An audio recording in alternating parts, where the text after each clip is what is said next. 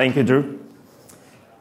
I notice one thing when companies go public, the production quality of the slides go up. So it's going to be hard to replicate the video content that Adam had.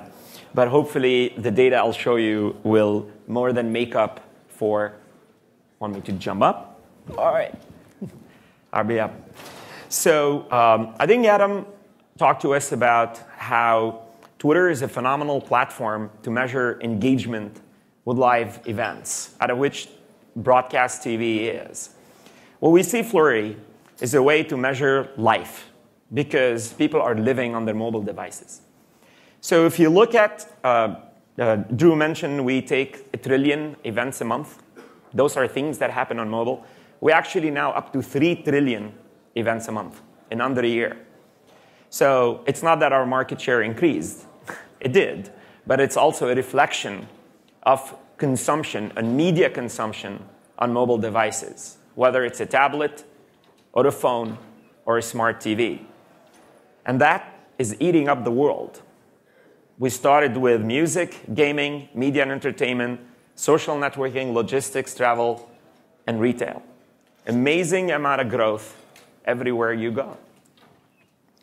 And if you look at how's that happening, 87% of the time, it's happening inside application. Here in Silicon Valley and Sand Hill Road, we're obsessed with software. But what this is a massive revolution of media consumption. It's an ability for marketers to engage and live with the people they sell to, they call their customers. So massive amount of time is spent in these applications. And I think Adam showed you charts of engagements in cities around the world. Riyadh was one of them. The call to prayer brings tweets down. If you look at the Flurry data, it's showing that consumption is 24/7, 365. And we've given you a cut here of the type of things people do throughout the day. There's no such thing as bedtime anymore, or prayer time, or bathroom time. It's all mobile time. People are on their devices, doing something on their devices 24/7, 365. So if people are guessing about the age of wearable, it's already here. People are wearing their phones. They're wearing their tablets. And eventually, they're going to wear their smart televisions. So we're talking about the size of the screen. The big screen used to be the movies. The small screen used to be television. Not the case anymore. Now we're talking about the big screen being TV, the small screen being the tablet, and the smaller being the phone, and going to be the smallest being a watch. And everything is being absorbed by this revolution. Next, you look at deployment. If you look at this globe, the dominant color is yellow. And yellow is 100 to 200% growth year over year in terms of device proliferation. On Flurry alone, we measure the behavior of 1.3 billion consumers worldwide that is consuming content. And in some cases, the same content. This has never happened before. That you can distribute a piece of software or a piece of information or a video clip like the one Adam showed you to 1.2 billion people. That's getting close to the distribution of water, sugar, rice, and flour. No such thing has ever happened before. And if you see the below 0% growth, it's a couple of countries in Africa and South Korea because South Korea is completely saturated. Everybody has 1, 2, 3, or 4 devices that they're consuming content with. If you look at the content explosion, what you see here is application starts on the Flurry platform. It's kind of like a leading indicator of what's about to come. It's like housing starts in the United States, which tells you how the economy is going to be. Because people engage with us before they post content on the stores. So that chart should be flat. But it's the rate of content is accelerating. And why? We have to think why. Because the number of people that are connected is accelerating.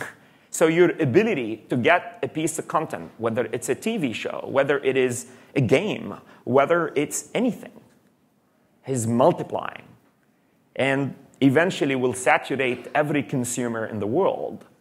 So you're always going to find the 50, the 100 million, the 10 million consumers out of the 2 billion out there that's going to enjoy what you have. So there's two things I'd like to talk about today. I know there's a lot of marketers in the room. I'd say there's a massive opportunity to live with your consumers. This is the first time I think we have the opportunity to live with them and see what they do and participate in their lives. So that's a form of disruption. But mobile, it's very interesting. It's kind of disrupting its own. And we always look at two things: telecommunication carriers and software. And we always relied on the carriers to get devices in the hands of people and to connect the consumers together because they know where they live. And that's how they bill them. But what we're seeing, and there's phenomenal excitement in platforms like Twitter and many of these messaging communications platforms, they have become the carrier. Because they're carrying things. Yes, they're zeros and ones, but they're carrying digital content to those consumers. So there's a lot of excitement about Snapchat in the Valley. They're not alone. If you go country by country, let's start with Japan. Line, 200 million subscribers. Company's not even 4 years old. NTT Docomo probably decades, if not hundreds of years old. This is phenomenal. And everything is being distributed. Content, media, engagement, stickers, games being distributed over that platform. Let's go to Korea. Kakao and SK Telecom. 4-year-old company, established carriers. It's kind of like the telco without the lines and the expenses. They have the reach to the consumer. Let's go to the US. WhatsApp and AT&T. Yes, the ARPU is not as high as AT&T, but there are no costs. So phenomenal way to reach the consumers. Let's go to China. Almost there. Tencent is getting close on China Mobile. Something very interesting happened yesterday. Xiaomi, which is the most avant-garde device developer in China, decided to launch their device on Tencent WeChat. Usually, when you have a device, like an iPhone, you launch it with AT&T. HTC has a device, they go to Verizon, get it out.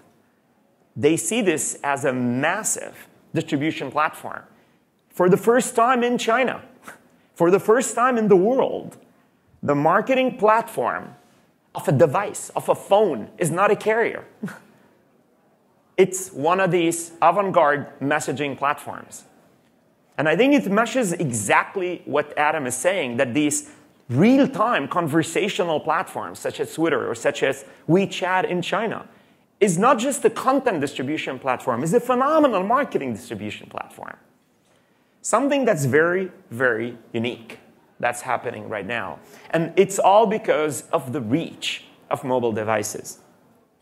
Second thing I'd like to talk about, which is this global nature of what's going on.